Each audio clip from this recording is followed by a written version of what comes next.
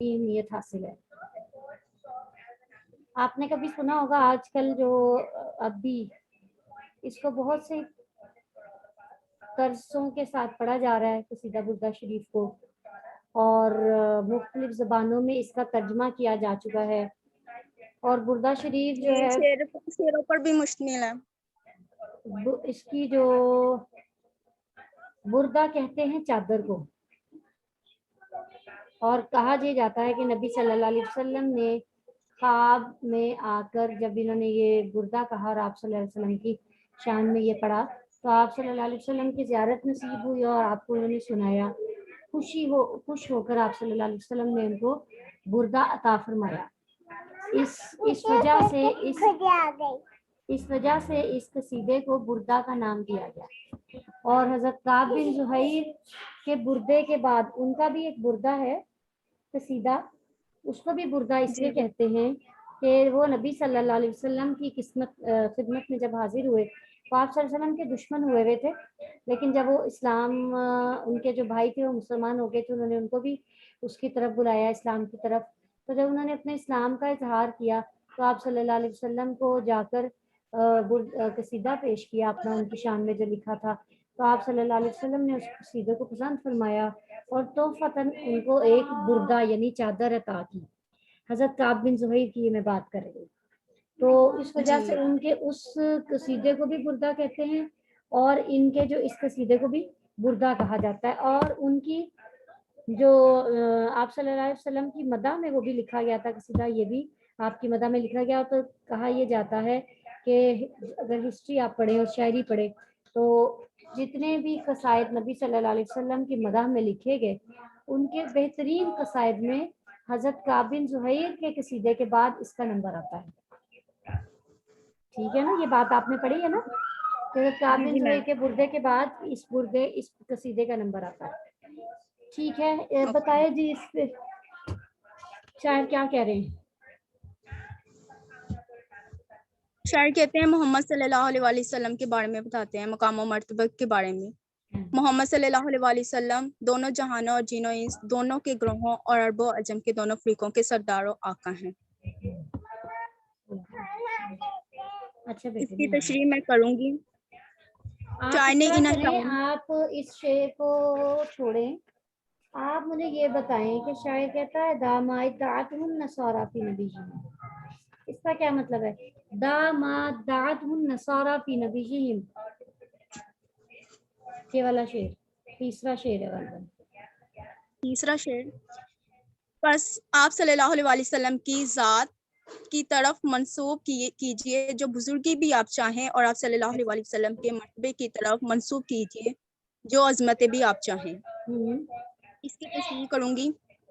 شاعر شاہ مصطفیٰ کریم صلی اللہ علیہ وسلم کے وسط کے پیش نظر اپنی تمام تر سوچوں کو بروئے کار لاتے ہوئے کہتا ہے کہ آپ صلی اللہ علیہ وسلم کی شان کریمی اتنی عظیم مقام و مرتبت کی حامل ہے کہ جو بھی اچھی بات، اچھا عمل اور تمام اوصاف کا حاملہ ہے ان کو آپ صلی اللہ علیہ وسلم کی ذات گرامی سے منسوب کر دیں، کیونکہ آپ صلی اللہ علیہ وسلم کا مقام وہ مقام ہے جس کے نام پر تمام اوصاف اور خوبیاں شمار کی جا سکتی ہیں۔ آپ صلی اللہ علیہ وسلم اس شرافت اور بزرگی کے منصب پر فائز ہیں جہاں ہر خوبی پائی جاتی ہے، اور آپ صلی اللہ علیہ وسلم کا مقام و مرتبہ علی شان ہے جہاں تمام عظمتیں منسوب کی جا سکتی ہیں۔ اچھا، اب آپ یہ بتائیے دوسرا شعر ہے، اس میں شاعر کیا کہتا ہے؟ داماداتہ النصارى فی نبیہم وَحْكُمْ بِمَا شِئْتَ مَدْحًا فِیہ وَاحْتَکِم۔ چھوڑ دے جو عیسائیوں نے اپنے نبی صلی اللہ علیہ وسلم کے بارے میں دعویٰ کیا ہے، اور اس کے علاوہ آپ صلی اللہ علیہ وسلم کے بارے میں جو مدح آپ کرنا چاہیں کریں اور یقین کے ساتھ کریں۔ اس کی تشریح یہ ہے، شاعر شان مصطفیٰ صلی اللہ علیہ وسلم کی بلندی رافت کو دیکھتا ہے تو کہتا ہے کہ آپ صلی اللہ علیہ وسلم کا مقام و مرتبہ آپ نے پوری کائنات سے افضل پایا ہے۔ حضرت عیسیٰ علیہ السلام کی شان کو دیکھتے ہوئے عیسائی اتنے مرعوب ہو گئے، انہوں نے آپ صلی اللہ علیہ وسلم کے متعلق اس حد تک الفاظ کہہ ڈالے جو انہیں صلی اللہ علیہ وسلم نہیں، یہاں پہ آپ کہیں گی آپ رحمۃ اس کے اللہ سے متعلق آپ علیہ السلام یعنی حضرت عیسیٰ علیہ السلام کے بارے میں۔ جی میرا آپ رحمۃ اللہ کے متعلق اس حد تک الفاظ کہہ ڈالے جو انہیں کہنے والی ذات یعنی اللہ کی صفات میں شریک کر جس کی سراسر ممانت ہے۔ تمام عیسائیوں کی طرح دعویٰ نہ کرو بلکہ ان کے غلط دعویٰ کو رد کرتے ہوئے اپنے نبی صلی اللہ علیہ وسلم کی تعریف میں جو چاہو کہہ ڈالو اور جو بھی تعریف کرو پختہ یقین سے اور بلا جھجک تعریف کرو یعنی کیا کیونکہ کہنا چاہ رہا ہے وہ شاعر یہاں پہ؟ منع کس چیز سے کر رہا ہے؟ کہ شاعر اس لیے یہ کہنا چاہتا ہے کہ یعنی جو عیسائی آپ رحمت اللہ کے متعلق اس غلط الفاظ کہہ ڈالتے ہیں ان کی ذات یا ان کی صفات میں شریک کر دیتے ہیں تو ان کی اس طرح سے ممانت ہے. تم ان جیسے نہ بن جاؤ بلکہ ان جیسا دعویٰ نہ کرو ان کے غلط دعووں کو رد کرو.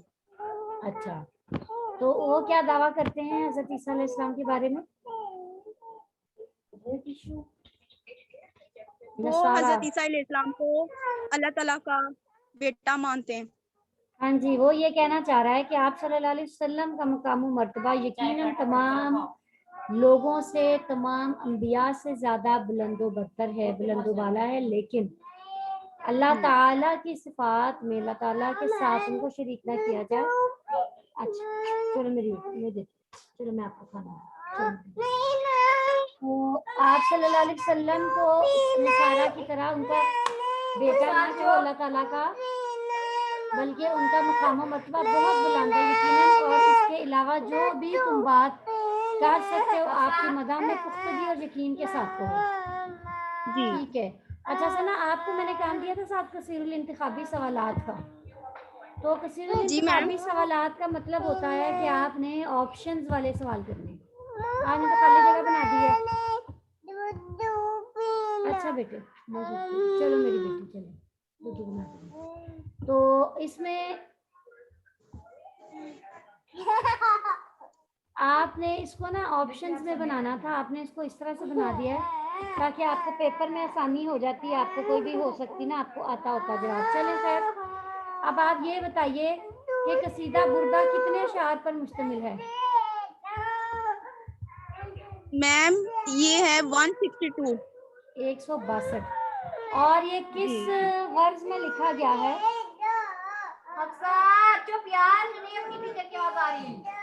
چلو کس غرض میں لکھا گیا ہے؟ چلو بیٹا اٹھو. میم سمجھ نہیں آ رہی پیچھے بچے شور آ رہا ہے. ہاں جی کس غرض میں لکھا گیا یہ قصیدہ؟ کس میں لکھا انہوں نے؟ کون سی صنف میں شاعری کی؟ رسول اللہ صلی اللہ علیہ وسلم کے مقام و مرتبہ اور فضیلت کے بارے میں. ہاں جی مدح الرسول میں لکھا گیا. آپ اس کو کہیں گے مدح النبی میں یہ لکھا گیا ہے. امام بوصیری نے کہاں وفات پائی تھی؟ یہ سکندریہ میں 659 ہجری. اور آپ کا نام کیا ہے شاعر کا نام؟ سعید بن حماد بصیری. محمد بن سعید. محمد بن سعید حماد بصیری. ہاں جی چلیں ٹھیک ہے جی بیٹے آپ کا ہو گیا. سنا نہیں. چلیں بیٹے چلیں میں آپ کو دوں. چلیں اوکے سنا میم. نائن کے بعد اب باری ہے ہماری رول نمبر 25 کی. مقدس ہیں یہاں یس پر میم.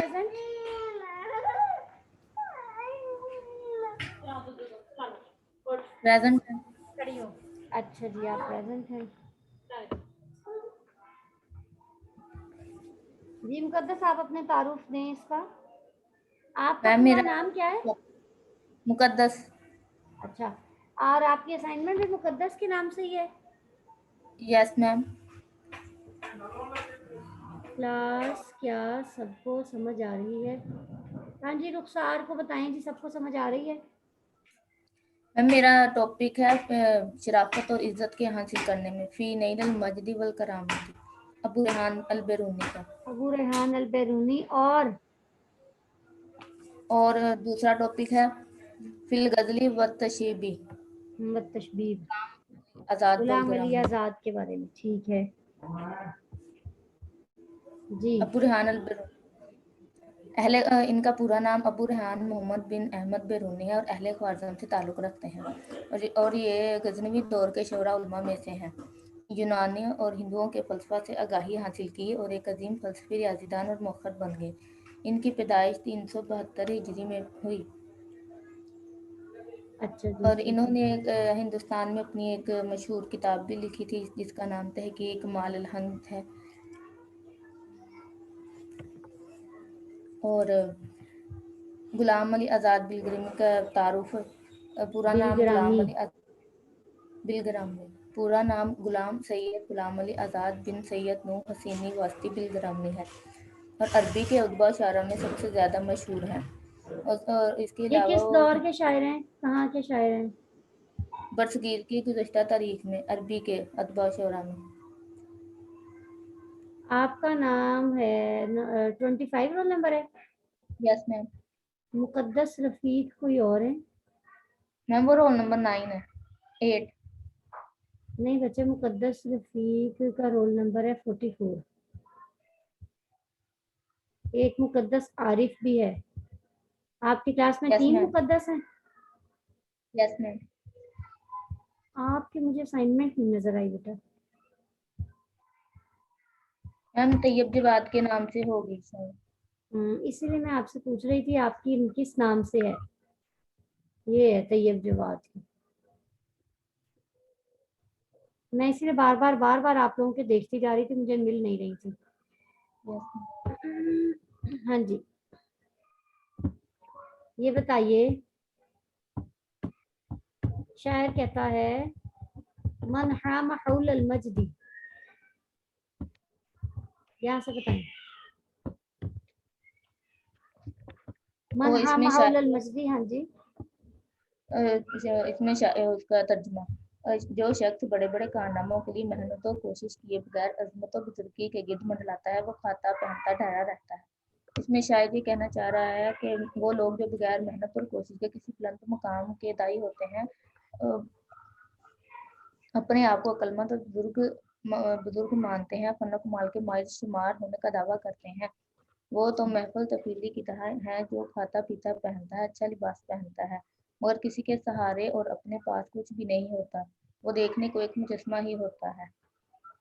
अच्छा, ये तो आपने बताया, अब आप इसको अपने हिसाब से बताएं कि आपको इसकी क्या समझ आई है। मैम वो शायद यही कह रहा है कि जो लोग बगैर किसी मेहनत के सब कुछ हासिल करना चाहते हैं वो ऐसा कभी भी नहीं होता। बगैर मेहनत के कुछ भी हासिल नहीं किया जा सकता और वो दूसरों का पहना हुआ ही पहनते हैं।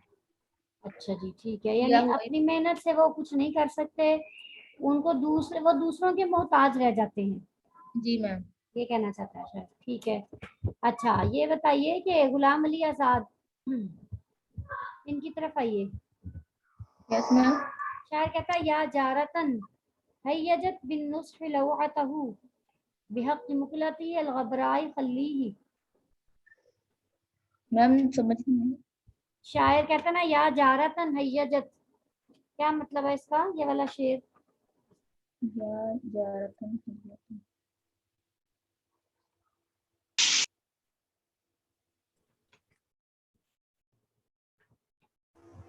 तीसरा शेर है या जारतन हैयजत बिन नस्फी लवअतहु बिहक मुकलती अलगबराई खल्लीही। Yes ma'am. मैम इसमें शायर खुद को इश्क में डूबा देखता है और वो उसी को बयान करता है, उसकी मंजरकशी करते हुए बयान करता है। यानी जो आशिकी पड़ोसन होती है वो उसे खूबसूरत से आँख की भौरी पुतली को मुतल्लिक खबर सुनने से इश्क होता है और वो पड़ोसन की मोहब्बत में गिरफ्तार हो जाता है। वो इसी खबर में गहरा रोशन की असर मोहब्बत में गिरफ्तार हो जाता है।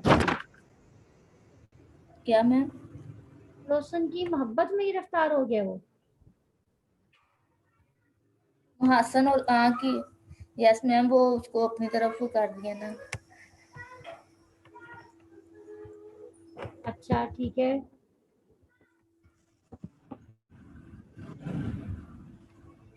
फिर क्या होता है? वो वो उसकी कहता है कि आशिकी मुझे छोड़ दे, ये क्या मतलब है? हैयजत बिन नस्फी लवातहु, इसका क्या मतलब है? क्या? हैयजत या जारतन हैयजत।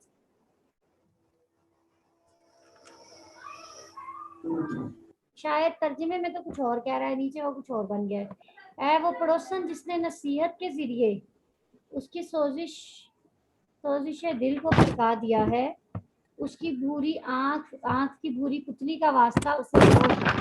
اسے چھوڑ دے.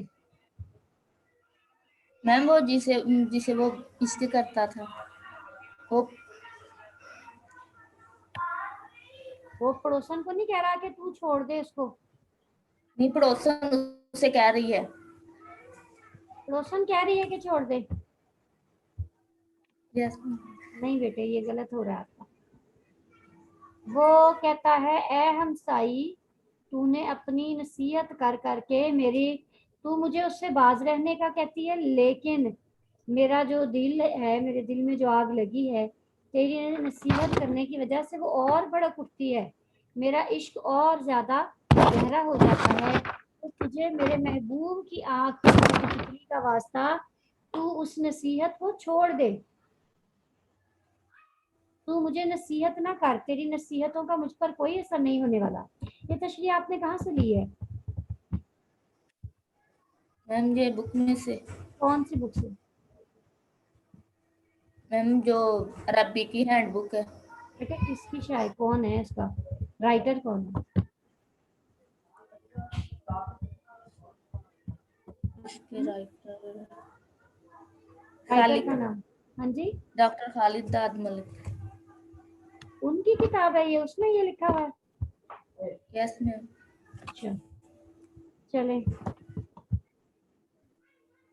روشن کے محاسن کے گٹھلیوں کے متعلق خبر سننے سے عشق ہوتا ہے، گرفتار ہو جاتا ہے، اس کو وغیرہ سے تصدیق ہو جاتی ہے کہ دیکھنے والا ترس کھاتا ہے. عاشق کیا ہے بیقراری کی جلدی سے اپنی چاہت کے علاوہ کسی بات کی خبر نہیں. لیکن اسے چھوڑ دے کا انہوں نے کہیں کوئی میننگ بیان نہیں کیا کہ اسے چھوڑ دے کا کیا مطلب ہے.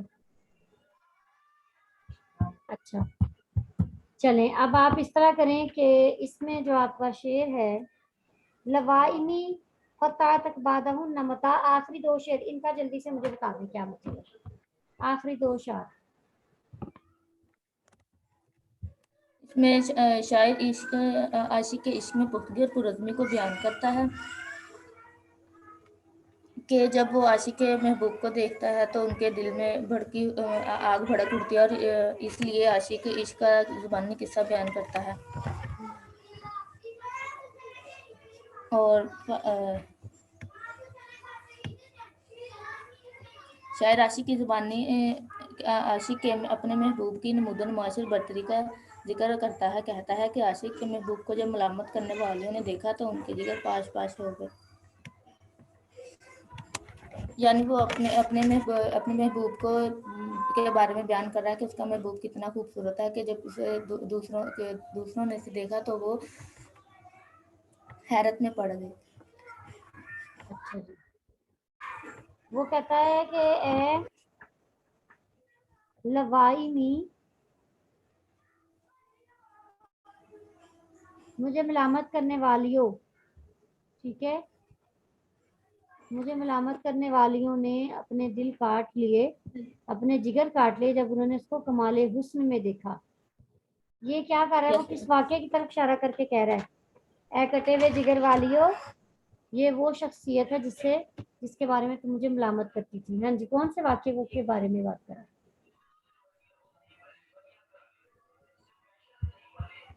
یعنی جب وہ اپنے محبوب کے بارے میں دوسروں کو بتاتا تھا تو وہ اسے کہتی تھی. کیا کہتی تھی؟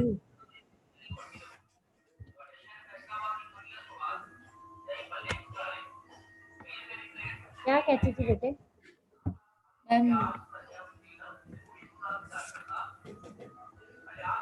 ان کو تانا زنی کرتے تھے کہ تم پاگل ہو، دیوانے ہو. کیا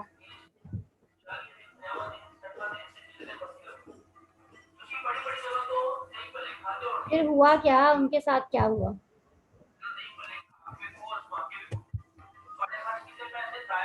لگتا ہے آپ نے یہ کمپلیٹ بھی نہیں کیا، اس کے دو اشعار آپ نے چھوڑ نہیں دیے. نو میم ساری لکھی ہے.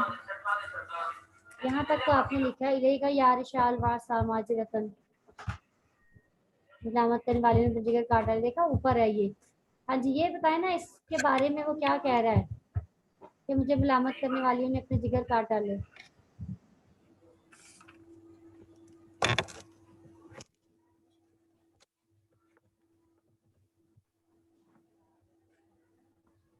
कैसे जिगर काट डाले।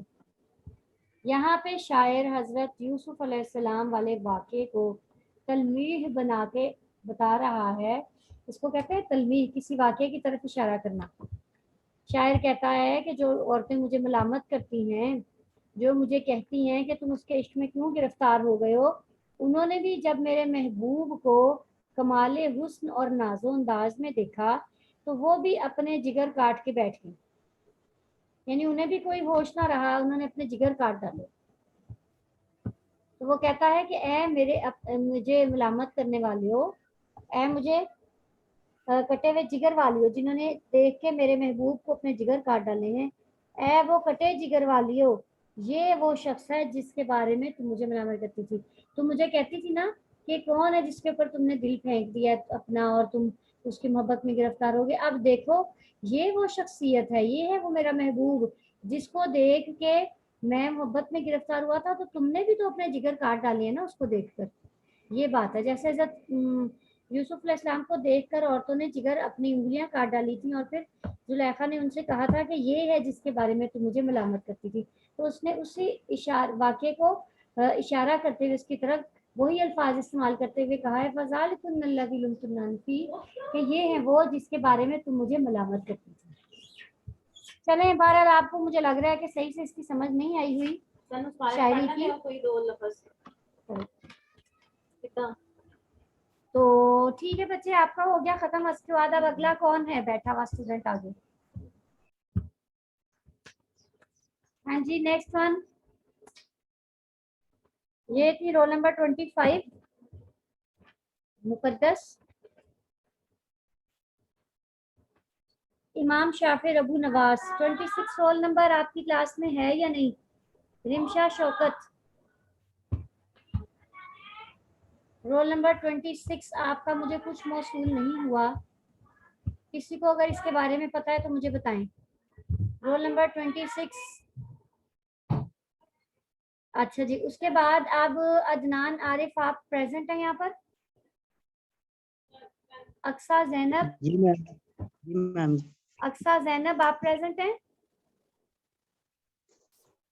हाफिजा मिसबा फैज। अच्छा, आप मुझे ये बताइए अदनान कि रोल नंबर 26 रिमशा शौकत ये क्लास में है हमारे कि छोड़ चुकी है? पता नहीं मैम जी। क्योंकि इनका कोई काम मुझे मौसूल नहीं हुआ रोल नंबर 26 का।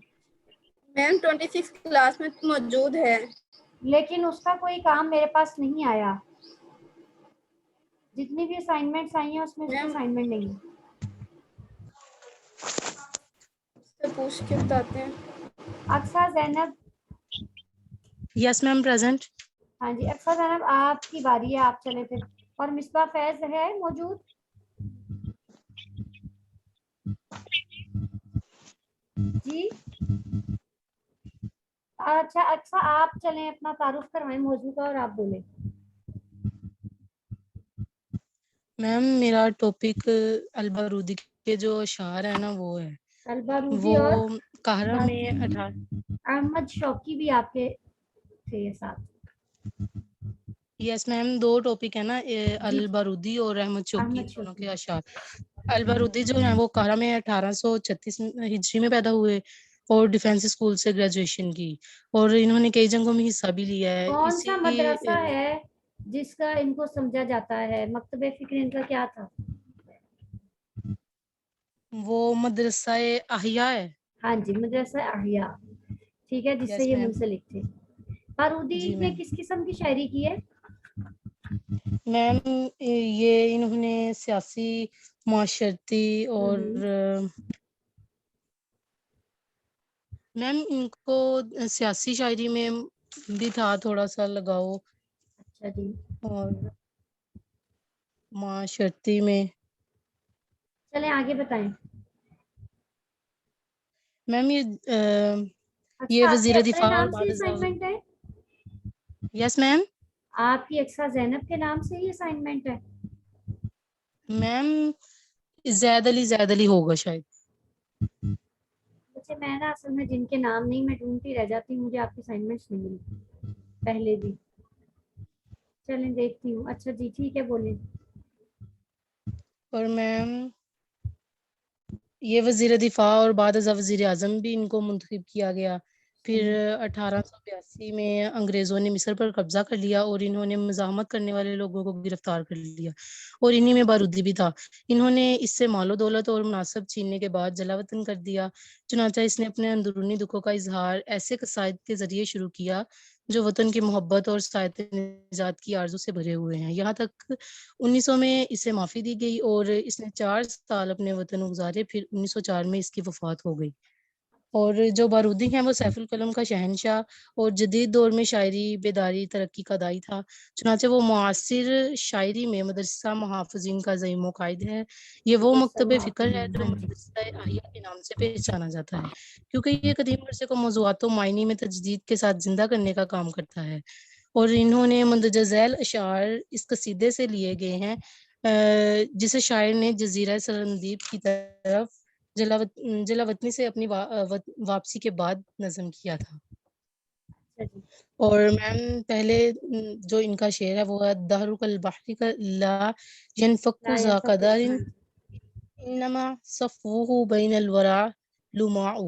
اور زمانہ سمندر کی طرح ہے، مسلسل گدلاہٹ والا رہتا ہے اور بے شک اس کا صاف ہونا مخلوق میں عارضی رنگ و چمک ہے.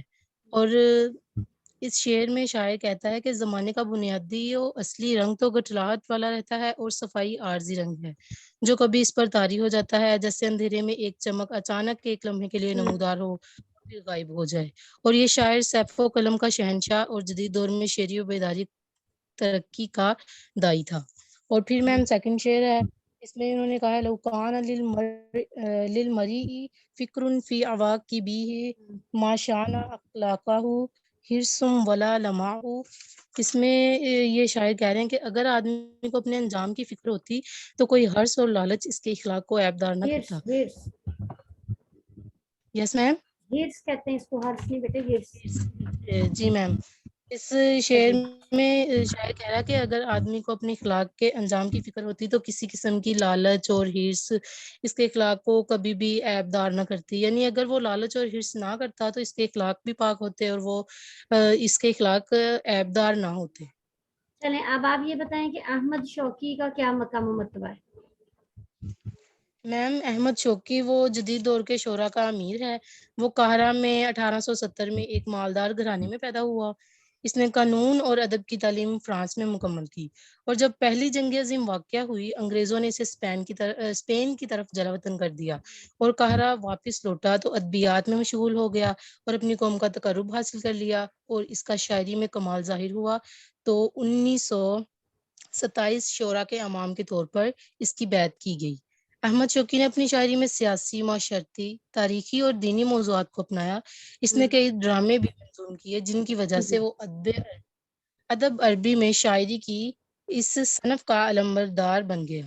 اس کی وفات یہ جو صنف ہے شاعری کی، تمثیلی شاعری جس کو کہا جاتا ہے، اس میں اس نے بہت کام کیا. اس نے ڈراموں کو منظوم کیا تھا.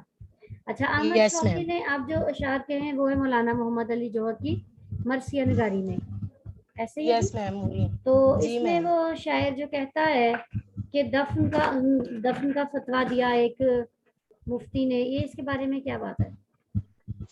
میم کیا؟ شاعر کہتا ہے نا کہ ان کے دفن کا فتویٰ دیا ایک مفتی نے جس میں اللہ تعالیٰ کا ارادہ بھی تھا. جی میم.